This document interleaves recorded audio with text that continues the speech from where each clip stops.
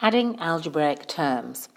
When we're adding algebraic terms, this is often called simplifying because we cannot come up with an exact answer. Okay, so we don't say add these terms, we say simplify them. In other words, write them as simply as possible.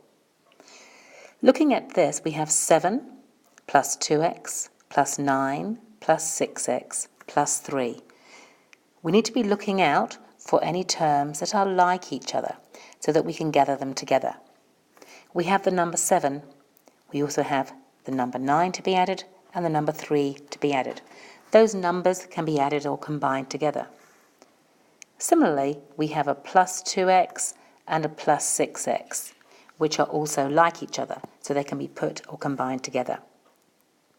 The 7 plus the 9 plus the 3 can be combined together, and the 2x plus the 6x can be combined together because each of those sets are like each other.